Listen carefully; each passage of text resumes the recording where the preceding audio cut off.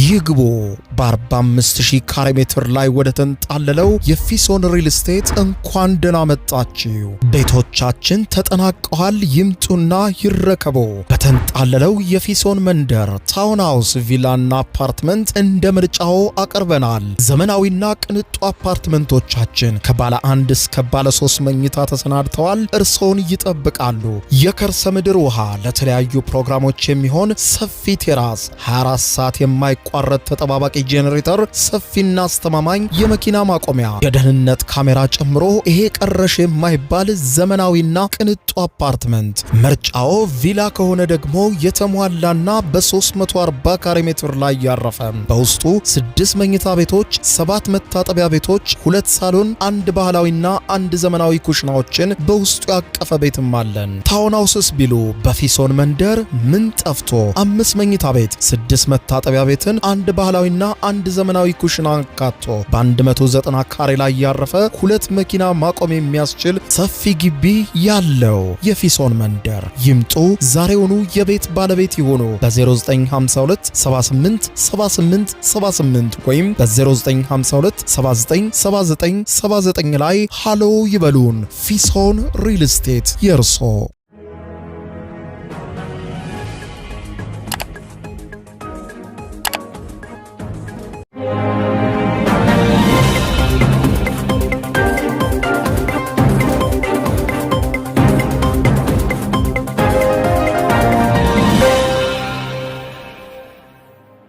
ጤና ይስጥልኝ ክቡራትና ክቡራን የዩቲዩብ ቻናል ቤተሰቦች፣ ሰዓቱን አመሻሹን የተሰሙ ሰበር መረጃዎችን ይዤ ቀርብ ያለው። በርከት ያሉ መረጃዎች ዩቲዩብ ላይ ሲጫኑ ቀድሞ ለእናንተ የማስታወቂያ መልእክት ወይም ኖቲፊኬሽን እንዲደርሷችሁ የዩቲዩብ ቻናሌን ሰብስክራይብ በማድረግ የደወል ምልክቷን መጫን አትዘንጉ።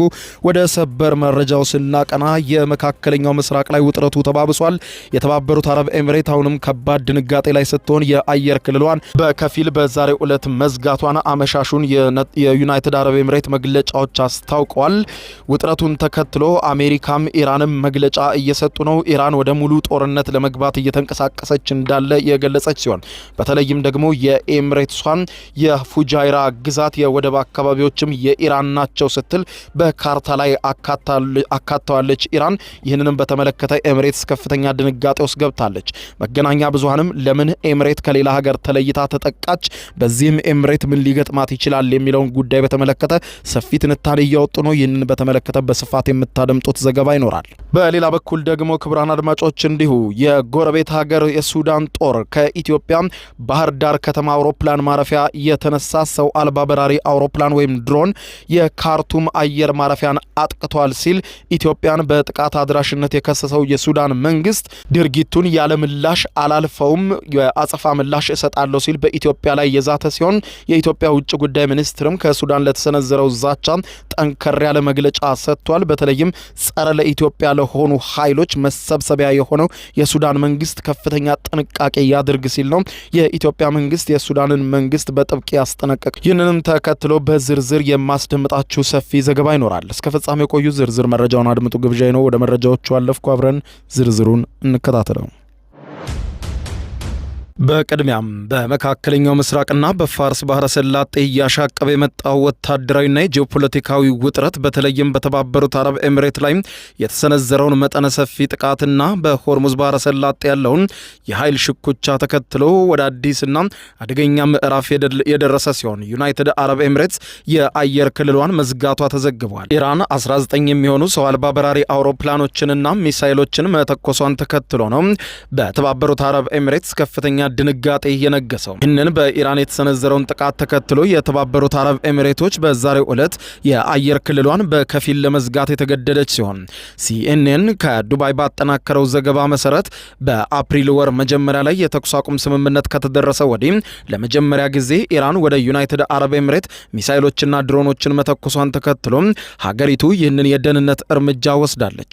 ለፓይለቶችና ለአየር መንገድ ኦፕሬተሮች በሚሰጠው የኖታም የደህንነት ማስጠንቀቂያ መመሪያ መሰረት ዩናይትድ አረብ ኤሚሬት የአየር ክልል በከፊል የተዘጋ ሲሆን አውሮፕላኖች የተወሰኑና ጥብቅ የሆኑ የበረራ መስመሮችን ብቻ እንዲጠቀሙ ታዘዋል። በዛሬው ዕለት ማክሰኞ ከሰዓት በኋላ ይፋ የተደረጉ እነዚህ አዳዲስና ጥብቅ የአየር ላይ የደህንነት እርምጃዎች ምሽቱንም ቀጥለዋል። እስከፊታችን ግንቦት 11 ድረስም በስራ ላይ እንደሚውሉ ተመልክቷል። የተባበሩት አረብ ኤምሬትስ የደህንነት መረጃዎች እንደሚጠቁሙት ከሆነ ኢራን ተጨማሪ ጥቃቶችን በኤምሬትስ ላይ ልትፈጽም ትችላለች የሚል ስጋት በከፍተኛ ሁኔታ በማደሩ ምክንያት አሁንም የኤምሬት የጸጥታ ኃይሎች በተጠንቀቅ ሁኔታውን እየቃኙ እንደሆነ ተመልክቷል።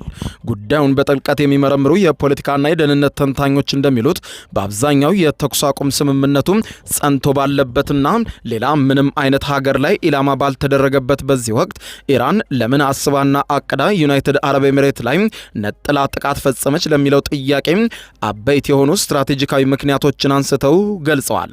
የመጀመሪያውና ዋነኛው ምክንያትም የኃይል አቅርቦትን ከመቆጣጠር ጋር የተያያዘ መሆኑን የገለጸው ሲሆን ጦርነቱ ያስከተለው መስተጓጎል እንዳለ ሆኖ ዩናይትድ አረብ ኤምሬት አሁን ዝግ በሆነው የሆርሙዝ ባህረ ሰላጤ ላይ ከሚደገፉት ጎረቤቶቿ በተለየ መልኩ ከፍተኛ መጠን ያለው ድፍድፍ ነዳጅን ወደ ዓለም አቀፍ ገበያ ማቅረቧን ቀጥላለች።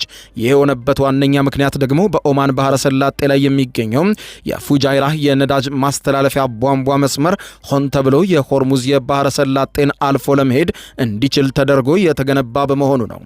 ሰኞ ዕለት ከሆርሙዝ ባህረ ሰላጤ አቅራቢያ ከሚገኝ የዩናይትድ አረብ ኤምሬት ነዳጅ ጫኝ መርከብ ጋር ኢላማ የተደረገው የፉጃይራ ወደብ ነው። ይህንን ጥቃት ተከትሎ የዓለም የነዳጅ ዋጋ በከፍተኛ ደረጃ አሻቅቧል።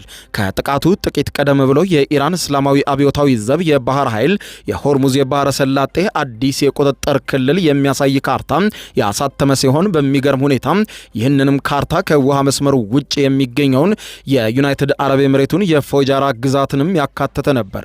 ይህንን የኢራን እርምጃ የተገጣጠመው አሜሪካ በባህረ ሰላጤው ላይ የነጻ አሰሳን ለመመለስ በሚል የጀመረችው የነጻነት ፕሮጀክት በሚል መርከቦችን እያጀቡ የሚያሳልፍ ሂደትን ኢራን በሰፊው ቀጠና የኃይል ፍሰትን የማስተጓጎል ፍላጎትም ሆነ አቅም እንዳላት ለማሳየት የላከችው ጠንካራ ጥቃት መሆኑን ተንታኞች ገልጸዋል። ሁለተኛው ኢራን በትናንትናው ዕለት ወደ ተባበሩት አረብ ኤምሬት የተሰነዘረችው ከባድ ጥቃት ዓላማው ደግሞ በተለይም ዩናይትድ አረብ ኤምሬት ከእስራኤል ጋር ያላትንና እያደገ የመጣው ግንኙነት አንዱ ምክንያት ነው። ይህ ጦርነት እስራኤልንና ዩናይትድ አረብ ኤምሬትን ይበልጥ አቀራርቧቸዋል የተባለ ሲሆን ባለስልጣናት ይህ ግንኙነት ይበልጥ ይጠነክራል ብለው ሲጠብቁ የሲኤንኤን የመረጃ ምንጮች እንዳረጋገጡት ደግሞ እስራኤል ታይቶ በማይታወቅ ሁኔታ አይረን ዶም የተሰኘውን እጅግ ዘመናዊ የአየር መከላከያ ስርዓቷን ለዩናይትድ አረብ ኤምሬትስ መስጠቷ ይህንን ስርዓት በኤምሬትስ የአየር ክልል ውስጥ የኢራንን ተወርዋሪ መሳሪያዎች ለማምከን ተጠቅማበታለች። በትናንትናው አልፎ ተርፎም የእስራኤል ወታደሮችም ወደ ተባበሩት አረብ ኤምሬት መግባታቸው ተዘግቧል።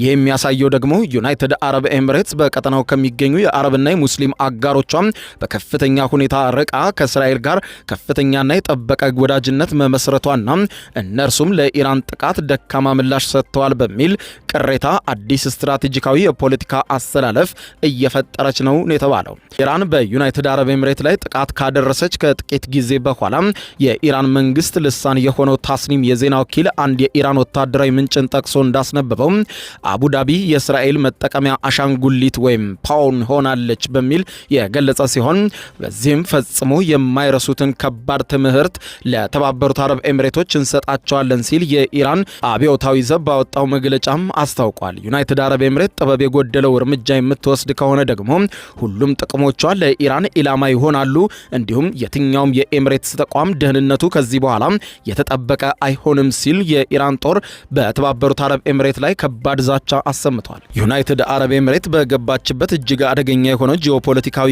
አዙሪት ዙሪያ ሲኤንኤን ባጠናከረው ሰፊ ዘገባ ላይ ዩናይትድ አረብ ኤምሬት ከኢራን የገጠማት ከፍተኛ ጥቃት ይበልጥ የተባበሩት አረብ ኤምሬትን ወደ አሜሪካና እስራኤል እቅፍ እንድትጠጋ ሊገፋፋት ስለሚችል ሀገሪቱ መውጫ በሌለው አደገኛ አዙሪት ውስጥ ትቀረቀራለች ሲሉ አንድ የቀድሞ የአሜሪካ መከላከያ ሚኒስትር አማካሪ ለሲኤንኤን ተናግረዋል።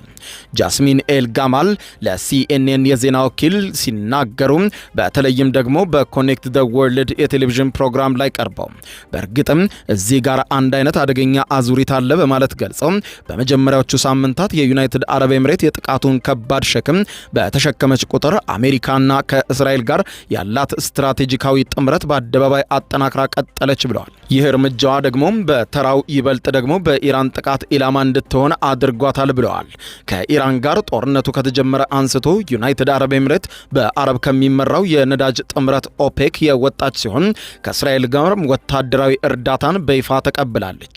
በሌላ በኩል ኢራን በዩናይትድ አረብ ኤምሬትና በሌሎችም የባህረ ሰላጤው ጎረቤቶች ላይ ለምትሰነዝረው ጥቃት የራሷን ህጋዊ የፖለቲካ መከራከሪያ በስፋት ያቀረበች ሲሆን ጋዜጠኛ ናዲን ኢብራሂም ያጠናከረው ዘገባ እንደሚያመለክተው የኢራን ውጭ ጉዳይ ሚኒስትር ቃል አቀባይ እስማኤል ባጋኢም በሰጡት መግለጫ በተለይም በቀጠናው ሀገራት ላይ የሚሰነዘረው ማንኛውንም ጥቃት ራስን የመከላከል ህጋዊ እርምጃ መሆኑን አጽንኦት ሰጥተዋል። አክለውም እነዚህ የአረብ ሀገራት ዩናይትድ ስቴትስ እና እስራኤል በእስላማዊቷ ሪፐብሊክ ኢራን ላይ ለሚያደርሱት ጥቃት የሚያግዙ የአሜሪካ ወታደራዊ ንብረቶች በግዛቶቻቸው አቅፈው ይዘዋል ሲሉ የከሰሱ ሲሆን እኛ በማንኛውም የቀጠናው ሀገር ላይ ምንም አይነት የጥላቻ ስሜት የለንም ያሉት ባጋኢ የነሱ ግዛቶችን ኢላማ ለማድረግ የተገደድንበት ብቸኛውና ዋናው ምክንያት ዩናይትድ ስቴትስ እና እስራኤል በእኛ ላይ እየፈጸሙት ካለው ንቁ የሆነ የጥቃት ዘመቻ ራሳችንን መከላከል ስላለብን ነው ብለዋል። በሌላ በኩል በኢራን የኒውክሌር ፕሮግራም ላይ የደረሰውን ጉዳት በተመለከተ የአሜሪካ የስለላ መረጃዎች የአሜሪካ ባለስልጣናትን ያስደነገጡ ሆነዋል። የአሜሪካ የስለላ መረጃዎች እንዳመለከቱት ከሆነ በቅርቡ ኢራን ላይ በተሰነዘረባት ከፍተኛ ጥቃት የኢራን የኒውክሌር ፕሮግራም ላይ የደረሰው ጉዳት እጅግ በጣም ውስን መሆኑንና ኢራን በፍጥነት እነዚህን ጠጋግና ከምድር በታች ባሉ የዩራኒየም ማብላያ ጣቢያዎቿ ላይ ኒውክሌርን በአጭር ጊዜ ልትታጠቅ ትችላለች የሚለው መረጃ በስፋት መዘገቡን ሮይተርስ ዘግቧል። የዜና ወኪሉ ሮይተርስ ለጉዳዩ ቅርበት ያላቸው 3 ምንጮችን ጠቅሶ ያወጣው ዘገባ እንደሚለው ከሆነ ፕሬዚደንት ዶናልድ ጄ ትራምፕ ኢራን የኒውክሌር ፈንጂ እንዳትሰራ ለማስቆም ሲሉ ባሳለፍነው ፌብሩዋሪ ላይ የከፈቱት ጦርነት በኢራን የኒውክሌር ፕሮግራም ላይ ያንን ያክል ለውጥ አላመጣም ተብሏል። አሜሪካና እስራኤል ጦርነቱን የጀመሩበት መደበኛ ወታደራዊ ኢላማዎችን በማጥቃት ቢሆንም ኋላ ላይ ግን እስራኤል በርከት ያሉ ወሳኝ የኒውክሌር ተቋማትን መታለች ብለዋል።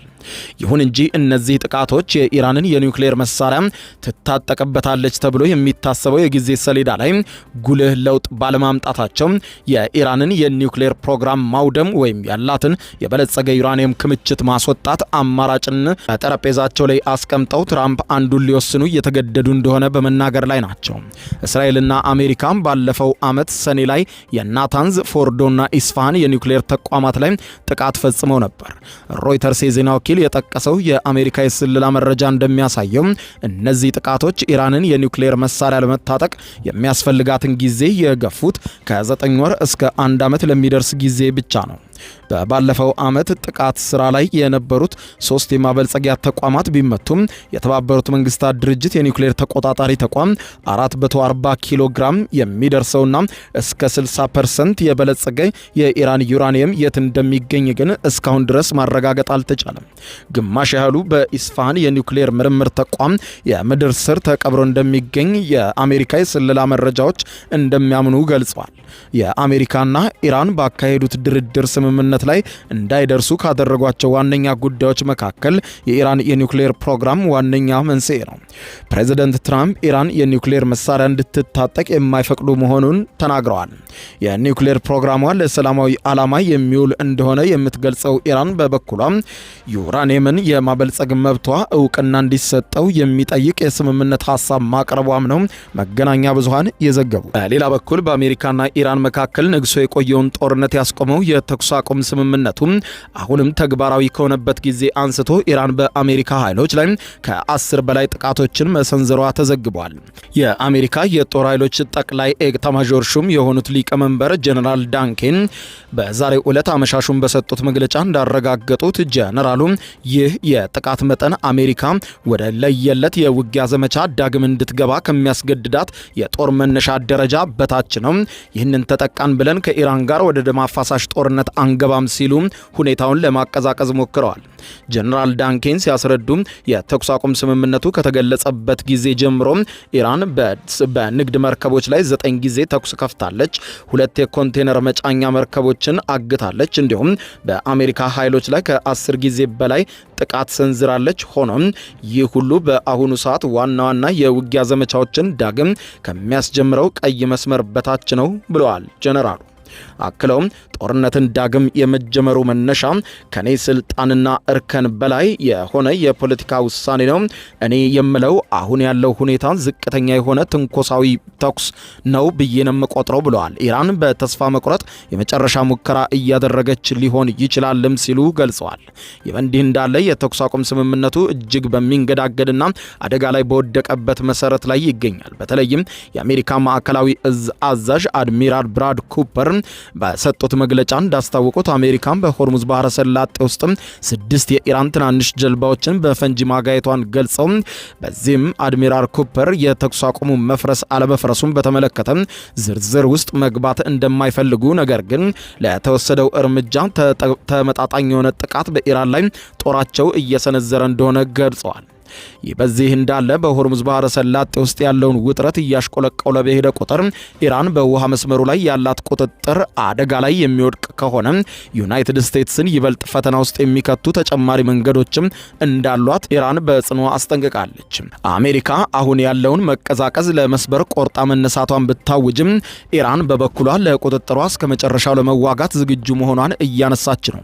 የኢራን ዋና ተደራዳሪ የሆኑት መሐመድ ባገር ቃሊባፊ ባስተላለፉት የቅርብ ጊዜ መልእክትም ዋሽንግተን ጉዳዩን ፈጽሞ የማይታገስ ሆነው ብታገኘውም እንኳን ኢራን ቁጥጥሯን በማጠናከር በባህረ ሰላጤው አዲሱን ነባራዊ ሁኔታ ጠብቃ ለማቆየት እንዳቀደች ደጋግመው ለመገናኛ ብዙሃን አስረድተዋል። ቃሊባፍ እጅግ የከረረ ማስጠንቀቂያ አዘል መልእክታቸውን ሲያስተላልፉ እኛ ገና አልጀመርንም በማለት ኢራን ቀጣይ ልትወስዳቸው ያሰበቻቸው እጅግ ከባድ የሚባሉ እርምጃዎችም እንደተሰናዱ ተመልክቷል። ይህ የኢራንና የአሜሪካ ውጥረት በመላው መካከለኛው ምስራቅ ቀጠና በተለይም በኢራቅ ላይ እያሳደረ ያለው አስፈሪ ተጽዕኖ እጅግ አሳሳቢ ሆኗል። አሜሪካም በኢራቅ የአየር ክልል ውስጥ ስላለው አደጋም ዜጎቿን አጥብቃ አስጠንቅቃለች። በአሜሪካና እስራኤል እንዲሁም በኢራን መካከል በነበረው ጦርነት ምክንያት ተዘግቶ የነበረው የኢራቅ የአየር ክልል በቅርቡ ዳግም ክፍት መደረጉን ተከትሎ በኢራቅ የሚገኘው የአሜሪካ ኤምባሲ ዜጎቹም በሀገሪቱ ውስጥ የአየር በረራዎችን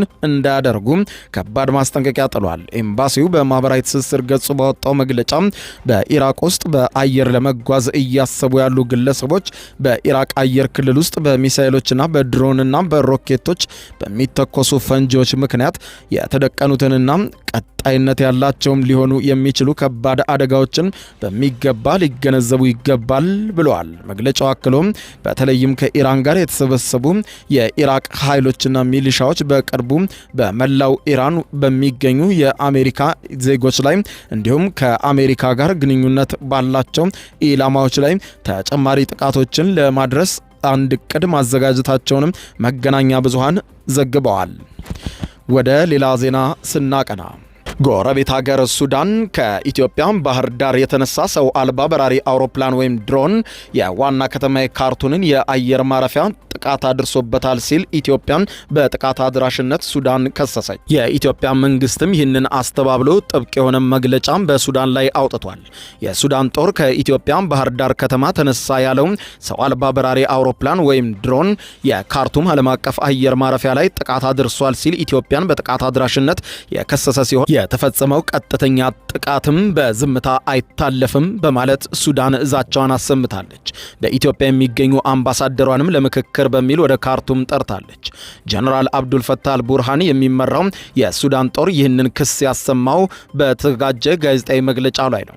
መግለጫውን የሰጡት የጦሩ ቃል አቀባይ ብርጋዴር ጀነራል አሲም አድዋ አዋድ አብዱል ዋሃድ እንዲሁም የውጭ ጉዳይና ዓለም አቀፍ ትብብር ሚኒስትር የሆኑት አምባሳደር ሙሂ ኤልዲኒ ሳሊም የተባበሩት አረብ ኤሚሬቶችና ኢትዮጵያ ከጦሩ ጋር ለሚዋጋው የሱዳን ፈጥኖ ደራሽ ኃይል ድጋፍ እያደረጉ ነው የሚል ተደጋጋሚ ክስ ሲያሰሙ ኖረዋል። የጋራ መግለጫውን ያነበቡት የጦሩ ቃል አቀባይ የካርቱም ዓለም አቀፍ አየር ማረፊያ ላይ በተፈጸመው ጥቃት የተባበሩት አረብ ኤሚሬትስና ኢትዮጵያ መሳተፋቸውን ማስረጃዎች አሉን በማለት ሲገልጹ ተደምጠዋል።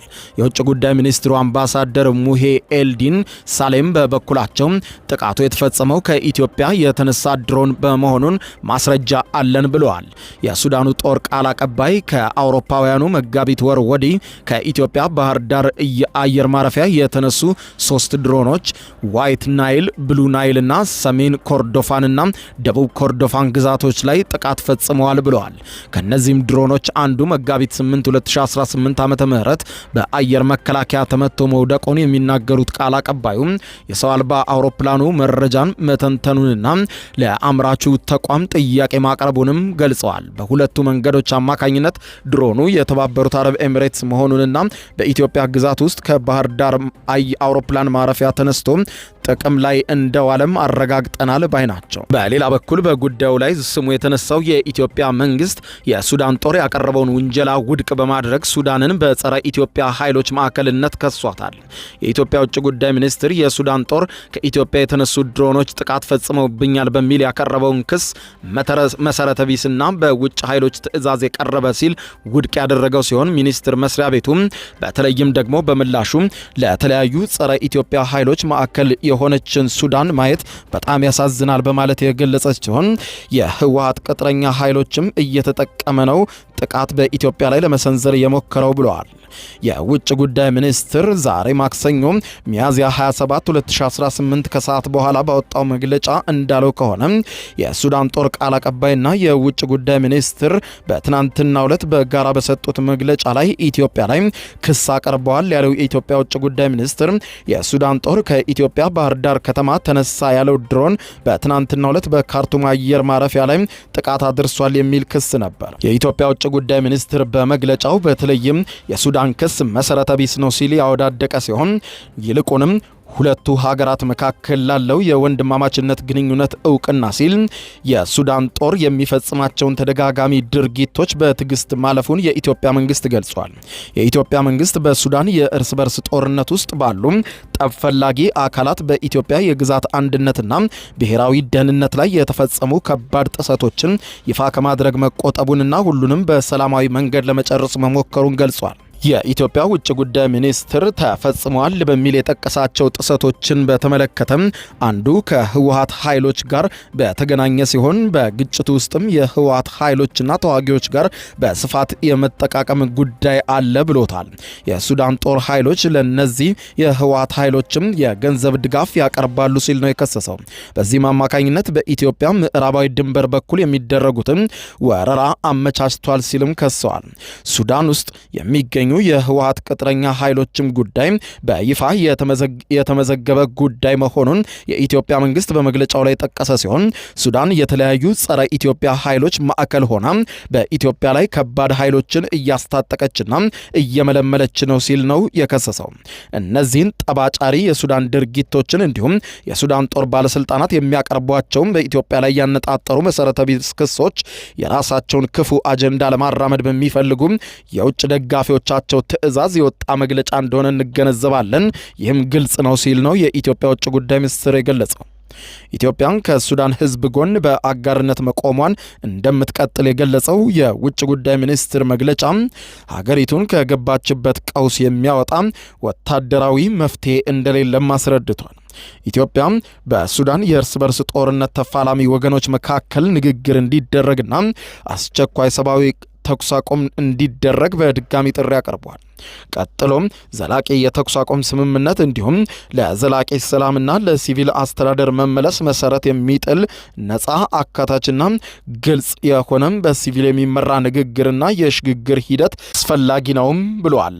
ክቡራን አድማጮች ለሰዓቱ ብታደምጧቸው መልካም ናቸው ያልኳቸው አጫጭር መረጃዎች የሰማችኋቸው ናቸው። ከሰዓታት በኋላ በሌላ መረጃ ተመልሰን እስከምንገናኝ በያለንበት የዓለም ዳር ቸር እንቆይ። የዩቲዩብ የስኬት ሚስጥሮችን በዝርዝር የያዘው የአቤል ብርሃኑ የወይኗ ልጅ መጽሐፍ ሁለተኛ እትም በገበያ ላይ። ዩቲዩብ ለመጀመር በአጭር ጊዜ ስኬትን ለመቀዳጀት አስበዋል?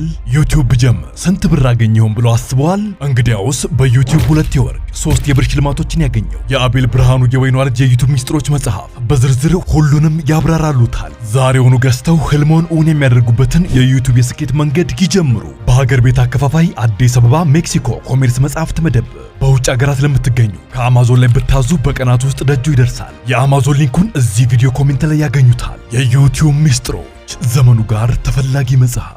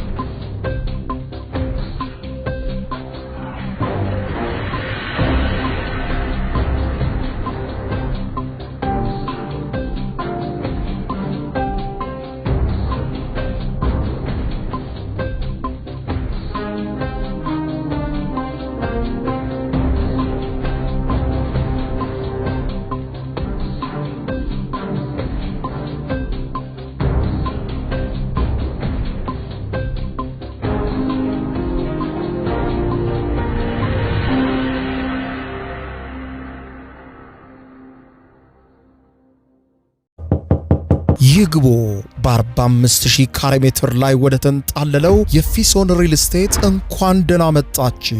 ቤቶቻችን ተጠናቀዋል። ይምጡና ይረከቡ። በተንጣለለው የፊሶን መንደር ታውን ሃውስ፣ ቪላና አፓርትመንት እንደ ምርጫው አቅርበናል። ዘመናዊና ቅንጡ አፓርትመንቶቻችን ከባለ 1 እስከ ባለ 3 መኝታ ተሰናድተዋል። እርሶን ይጠብቃሉ። የከርሰ ምድር ውሃ፣ ለተለያዩ ፕሮግራሞች የሚሆን ሰፊ ቴራስ፣ 24 ሰዓት የማይቋረጥ ተጠባባቂ ጄኔሬተር፣ ሰፊና አስተማማኝ የመኪና ማቆሚያ፣ የደህንነት ካሜራ ጨምሮ ይሄ ቀረሽ የማይባል ዘመናዊና ቅንጡ አፓርትመንት። ምርጫው ቪላ ከሆነ ደግሞ የተሟላና በ340 ካሬ ሜትር ላይ ያረፈ በውስጡ 6 መኝታ ቤቶች፣ 7 መታጠቢያ ቤቶች፣ 2 ሳሎን፣ 1 ባህላዊና 1 ዘመናዊ ኩሽናዎችን በውስጡ ያቀፈ ቤትም አለን። ታውን ሃውስስ ቢሉ በፊሶን መንደር ምን ጠፍቶ 5 መኝታ ቤት፣ 6 መታጠቢያ ቤትን፣ 1 ባህላዊና 1 ዘመናዊ ኩሽና አካቶ በ190 ካሬ ላይ ያረፈ 2 መኪና ማቆም የሚያስችል ሰፊ ግቢ ያለው የፊሶን መንደር። ይምጡ፣ ዛሬውኑ የቤት ባለቤት ይሆኑ። በ0952 78 78 78 ወይም በ0952 79 79 79 ላይ ሃሎ ይበሉን። ፊሶን ሪል ስቴት የርሶ